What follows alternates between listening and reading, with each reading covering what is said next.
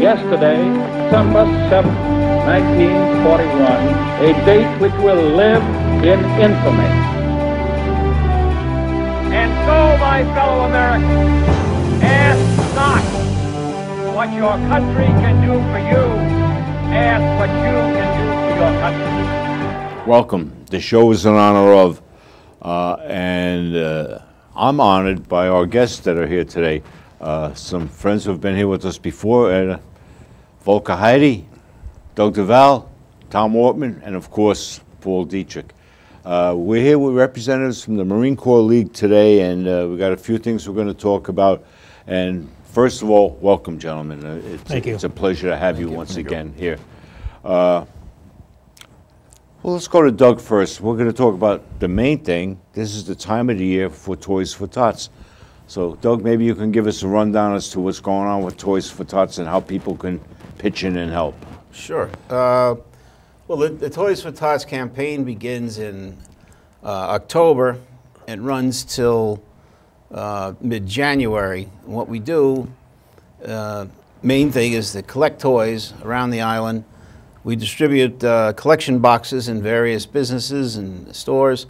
And if you'll go into these stores, you'll see them. They're about 3 feet high and 2 by 2. You can drop a toy in there. We ask that it would be a new toy, unwrapped. We unfortunately can't take used toys because the foundation does not want us to do that because we don't know in what condition they'll be in.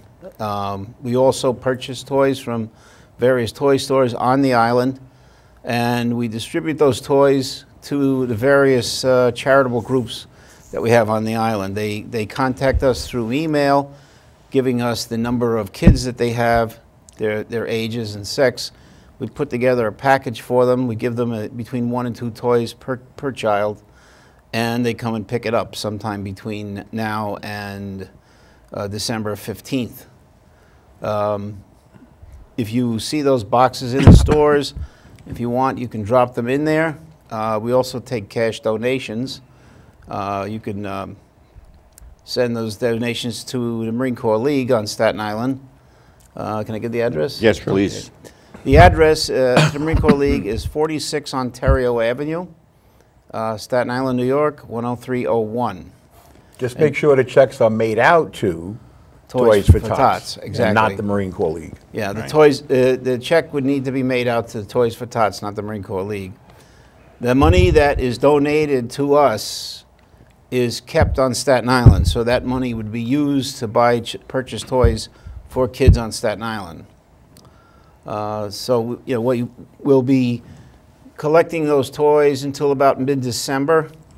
And then at the same time, we'll be distributing them to the various charity groups as they come in and request them. We hope to give out about approximately 25 to 30,000 toys. Last year we did over 25,000, and we made a lot of kids happy. Well, it's very important that kids have a Christmas, okay? And since I'm a kid myself, the Marine Corps League has been doing this, and it's a great thing because if you know families that are needy, and there are families that are needy in this day and age, all you got to do is contact the Marine Corps League. Doug, can you give us a phone number for Marine Corps League if somebody wants to call and get more information? Sure. I'll give you the Toys for Tots. you have the Magic Jack is 917.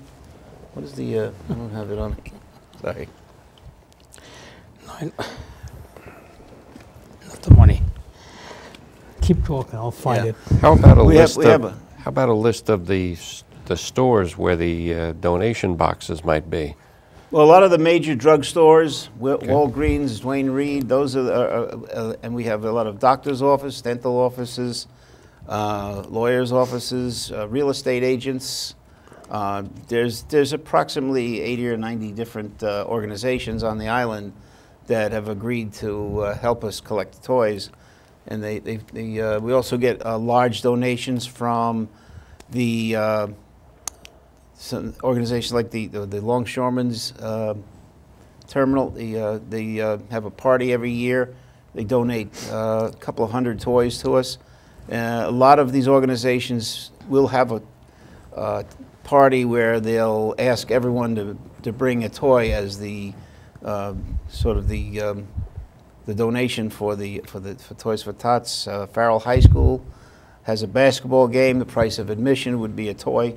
We get a lot of toys that way, but overall we probably get close to 4,000 or 5,000 toys from Staten Islanders for the season, and the rest we supplement by purchasing it from Toys for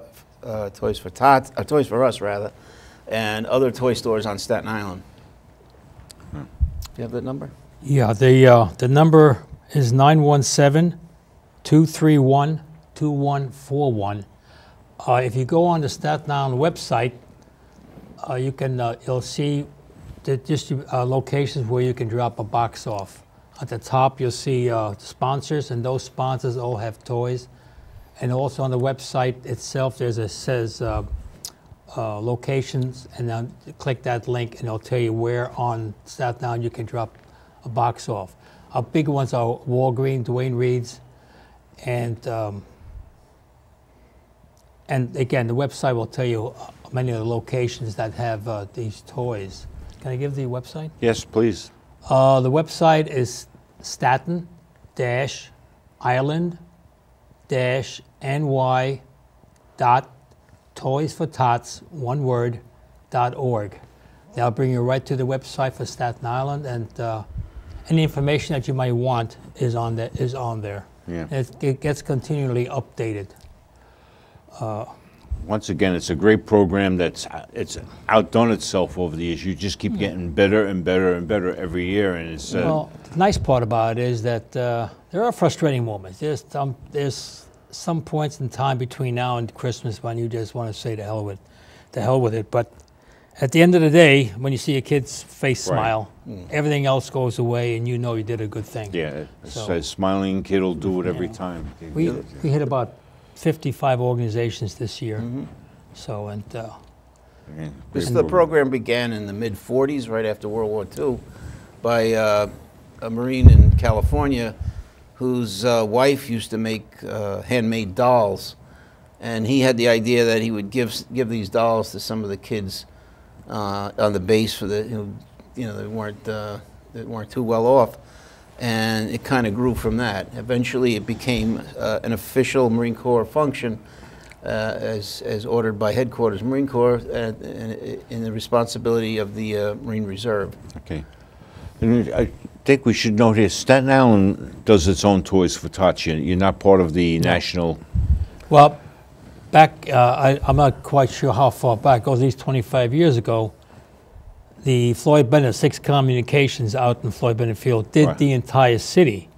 And by the time the organizations on Staten Island put their requests in for toys to Floyd Bennett, Staten Island being the forgotten borough, very few organizations ever got toys. So at some point in time, members of the Marine Corp League decided, tell you what, let's apply to the foundation as a separate LCO, local coordinating organization. And we broke away from the city of New York. Now, Floyd Bennett still handles the other four counties, 7 million people, and we in Staten Island, we have 440. Last year they came to you for help. Yeah, so we just decided, we made a notification. Well, we have a good working situation with them. They help us, we help them. Well, I've seen the work that you guys put in. I mean, you put in countless hours. As you get closer to Christmas, you really busting your butt. Yeah, one of our past members, he did a study one time, just the volunteer hours rather, just to distribute the toys and pick up the toys is over 3,000 hours. Now that doesn't include the guys who go out to pick up the boxes and things, the drivers, and they all do it for nothing. They don't ask for gas compensation. Everybody's a volunteer, so the foundation is still 97.3, right? 97 cents of every dollar donated goes to purchasing a toy. The 3% is basically for administrative costs. Just for promotional stuff. Yeah. Right. Everybody who works for the foundation is paid off a separate annuity fund about 15 years ago, a donor gave $15 million to the foundation. And that money was set aside, so everything that comes in, money-wise or toy-wise, goes out as a toy. So that's why the foundation has a 97.3 rate compared to, I think it's one of the top 3 in the country. It is, yeah. I mean, that's a hell of a lot better than some of these other foundations that we most recently read about where millions of dollars going to the foundation salaries and nothing going to, exactly. Very little, yeah. Now, we know the Marine Corps League is known for Toys for Tots. But however, I know the Marine Corps League does a lot of other things. So maybe, Tom, you could tell us some of the other programs. Well, the program I'm heavily involved in is Marines Helping Marines. But we don't want to just leave it to Marines. Veterans today are coming back from being deployed and redeployed and redeployed with PTSD that Vietnam vets and Korean guys don't even know about. These kids need help. Right now, we're up to 22 suicides a week. A day. A day from these kids. They got no one to talk to. They don't want to talk to the VA. They don't want to talk to civilians. The Marine Corps has come to the Marine Corps League and asked us for help because one thing they found out is they will talk to other Marines. And even with different ages, different sex, different deployments, they'll still talk to us. And that alone has helping people a lot. So we're reaching out to veterans, any veteran. Marines can come to the Marine Corps League, sit down and talk to us. We'd like them to go to VFW's, American Legion, if they're not Marines, and just talk. That alone is saving lives all the time. We have a program now where we're putting up posters in every reserve unit here for these kids getting deployed. We want to put them up recruiting officers saying, listen, you want to talk to somebody, we're here. We've walked the walk, we've talked the talk, now talk to us. It's proven it's worked in the past, and they're asked us to continue it, and this is what we're doing. We're continuing that program until this thing is over. Right. Paul, you do similar programs with the Legion and VFW, am I correct? Yes, we do. One of the big issues with going to the VA for counseling, particularly if you have a job with the city, for example, you're a police officer, there's a lot of concern that you could end up losing your shield because you acknowledge that you need help. And it shouldn't be that way, but it is. The same thing with some of the other jobs. There's a lot of concern about that getting back to the employer that you need help. If you need help, you've got to get the help. That's the most important thing. And I've met veterans from as far back as World War II with PTSD. Korean War, we have a member of our post suffered with it for 35 years before he finally got help. It's not going to go away. You've got to get the help. There are programs out there where it's not reported back to your employers. The Marine Corps League has one of them. There's another one going on in Long Island. We're trying to get that spread out throughout the rest of New York State. Again, it's veterans counseling veterans, helping them, just having somebody to talk about it. And very important issue. It needs to be more widespread. Any of the VFW posts, the American Legion posts, the Marine Corps League, that's a big part of why you need to come down, veterans, and talk to us. We've been there. We know what it's like. So. I mean, it's to your benefit and to the family's benefit to be there. I think this is a great program that the Marine Corps League is, getting involved in as well. And it means a lot. Frustrating and depressing is to hear Tom say 22 suicides per day from veterans. That shouldn't be. I mean, it's... Well, that's the biggest, like Tom was saying, back at the National Convention in Tulsa this last summer, the Commandant Marine Corps, as you said, for a long time we had problem interfacing with the active duty and the Marine Corps League. But PTSDs, the suicides has got so bad, the United States, the headquarters of Marine Corps has, as Tom says, approached us into an outreach program, which is our basic mission. They cited a couple of instances. There was one unit up in Boston. They were deployed 3 times, and I believe it was in less than 2 years they had about 12 suicides within that unit. And they're doing What the Marine Corps is now doing, they're going unit by unit, every unit in the Marine Corps, and they're tabulating the effects of the multiple deployments is having on these troops, and they're dealing with it. But the suicide rate is absolutely horrendous. It's, but like I said, a veteran can talk to another veteran. Right. A veteran can't talk to a civilian because the civilian may be understanding, but they don't know. Haven't been there. Haven't been there. So if that's why we say, come down, not to be a Marine. If you're a Marine, by all means, you're always welcome. But any veteran is more than welcome to come in and just have a beer, sit down, and just somebody to talk to.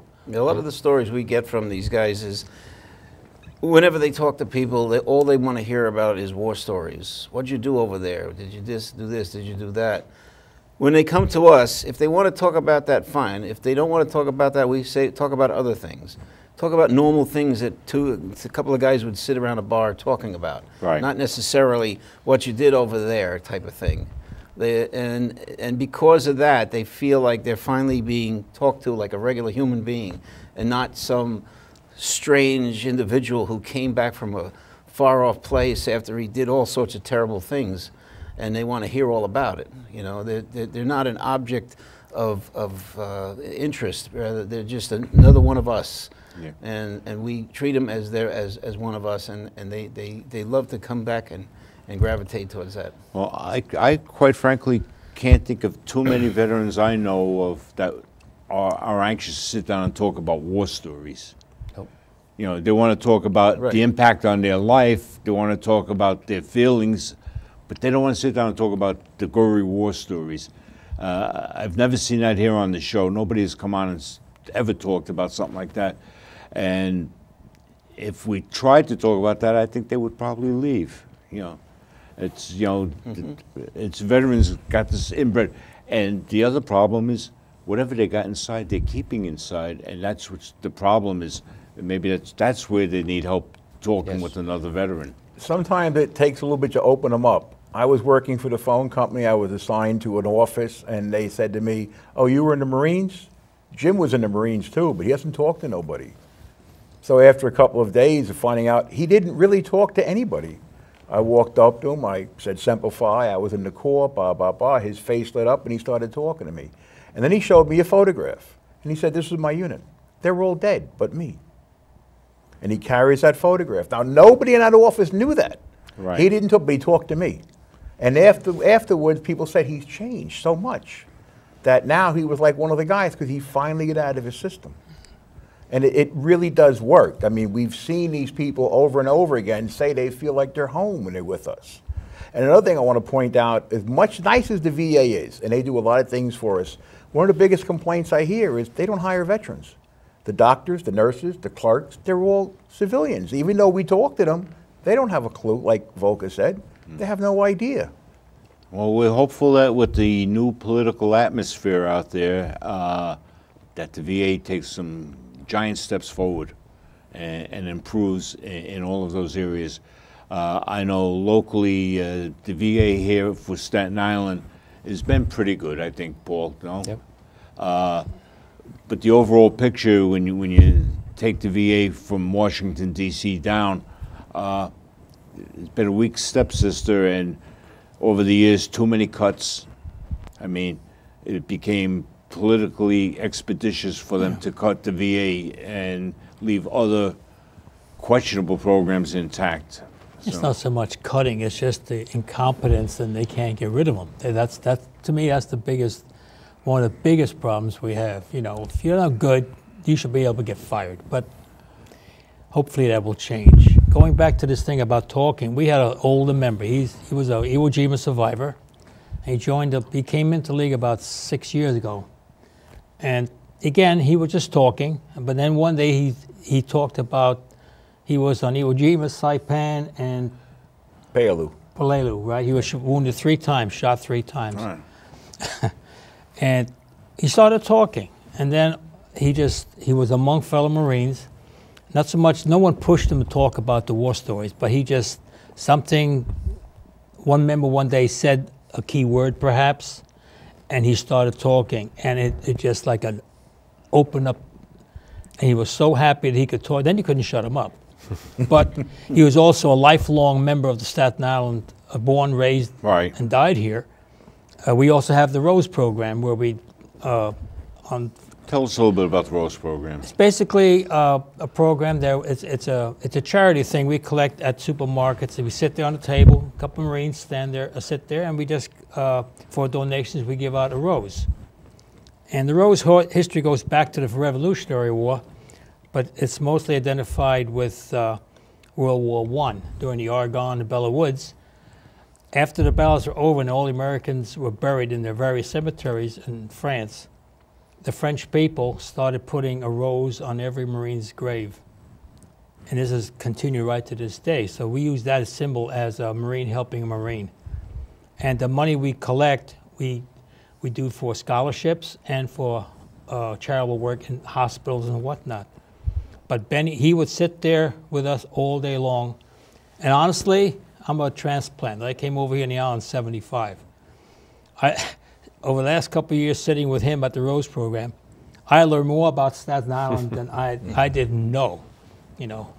But that's the whole thing. He came to us and he just mingled, and suddenly he's talking. My personal thing, I joined the detachment in 2010. And the minute I walked through that door, honestly, I was 18 years old again. Had two of the old guys welcomed me in, and I felt like I'm 18 years old again. It's a wonderful experience, you know, because you're among your fellow Marines. I find that with most of the veterans organizations, that's exactly what happens. Is you go through the door, you're welcomed, and I think we just said hits the nail right on the head. You're 18 years old again, you know, and you can relate to a lot of things that happened. I can act like a Marine again. Any veteran who's been through the service, there's something that stays with you forever. I mean, you can take the veteran out of the service, but a lot of times you can't take the service out of the veteran. You go to a VFW, American Legion Hall, you know, Marine Corp League, and you feel like you're back where you belong. You go to the VA, you're back in the clinical medicine, just like you were on a military base. You're back where you belong. You feel more comfortable there because you're not out with all these other people that haven't got a clue.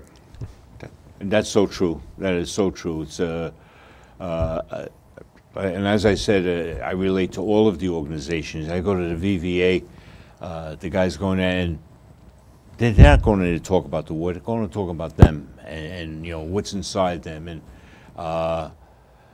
the American Legion, the VFW, VVA, the Marine Corp League, all of these organizations designed to help you relate to what's going on, and also to give you a sense of camaraderie, and sometimes just relaxation. Yeah, just you relax. You completely relax. Yep, you're back with your buddies. Yeah, Exactly. You know. that's it. And that's sad about society today, and I hate to get off to talk about society, but we went in. I mean, when I came out of the service, I became a cop. Okay, 90% of the cops were veterans. Nowadays, that's a greatly diminished number. Okay, you know, you see a lot of these kids that go to college and they go on with their life, don't have any idea of what it means to be part of an organization, to be part of an organization that's there to defend your country and putting in service. And the only service they know is to themselves. And that's why you see some of them out there demonstrating, thinking they know all about life. They don't, unfortunately. You're right. So, Clueless, true. totally clueless. Right, Doug? Absolutely. They haven't even, most of them haven't even voted yet, and they're complaining about who was elected. yeah, exactly. Yeah, it's frustrating. And we were talking during the break, and nothing upset me more than to see on Veterans Day them out there burning the American flag because they don't like who won the election, or shredding it because they don't like who won the election. That infuriated me, and given the opportunity, I would have loved to have taken corporal punishment on half of them for that. You know, Well, if you look at your history, there was times we went to war when the country burned our flag. exactly. No more. No. Getting back to the veterans, I'm watching the Veterans Day Parade on Friday with, and like we always do, the Marine Corps League, we had about 12 guys. we march right behind the active duty Marines, you know, Right. and it's great. The last 3 parades I marched in, it's gotten bigger and bigger, more people on the sidelines. But they're all yelling, "Hey, veteran, hey, Marine, we love you." No, it's great. So That's, you know, and if you relate to the Vietnam guys that came back, and nowadays, at least you're getting that respect. You know, the guys, Yeah. you know.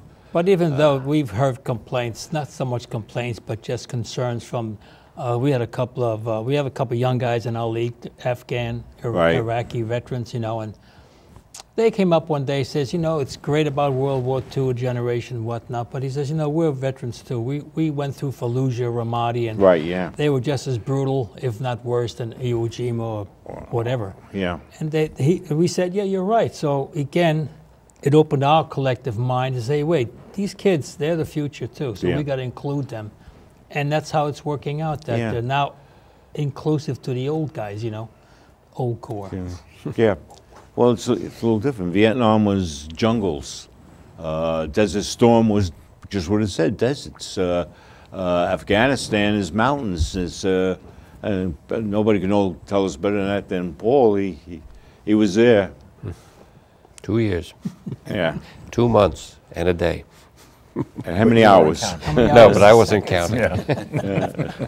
So, Well, we're coming pretty close to the end of the show, and I just want to go over once again the Toys for Tots, if we can turn it back to you, Doug. Sure. Well, as I said, we appreciate any donations that you can afford us. If you go into your local establishments in your neighborhood, you're liable to see one of our boxes there. And if you'd like to drop a toy off there, that'd be fine, or you could send it to the address I gave you, 46 Ontario Avenue, 10304 is the zip code. No, 01. 01, sorry. 04 is mine. But yeah, we appreciate anything you can do for us. If you want to send cash donations, make sure the check is made out to Toys for Tot Foundation. You can drop off toys at the 46 Ontario Avenue or into one of the various boxes around the island. And we appreciate everything you can do for us. Right. And Tom, a little more about if somebody wants to reach out for you or the organization as far as Marines helping Marines, if they have people in their families that maybe they want you to talk to or help. They can call my home number and I will direct them to the detachment nearest to their unit, place of business, or home. And that's 718-494-0388. And that will be plastered on every poster in the state of New York very soon. And Remember, Paul, if somebody wants to get help for the American Legion, VFW, Sure. They can call me, 718-698-5269. You gotta call. You can't suffer in silence. You gotta call and get help. yeah, I think what's being said here is these gentlemen and gentlemen from all the other organizations are looking to help. They're looking to help you, to help your family, not only with PTSD, but with whatever you need. We're there to help you. We're here to help you, walk you through the VA, walk you through the organizations. There are so many different areas that you can get help. And no matter where you're a veteran from, as long as you're a veteran, we will help you. There are organizations that'll do it. And I hold the greatest respect for all of these gentlemen because they put it out there. They don't talk the talk, they walk the walk. Okay, and they put it out there 100%, and it's for you. That's what it's all about. Well, thank you, Volker. Thank you, Doug. Thank Tom. Paul, as always, thank you very much. I am so grateful to have you guys come in and talk about this. I mean, we do this once a year with the Toys for Tots, but there are so many other areas that we offer help in, and it's there for you. You've been watching in honor of, it's my honor to have the gentleman sitting here with me, and it's my honor to bring the program to you every chance we get, okay? Thank you for watching. God bless. We love you. God bless America.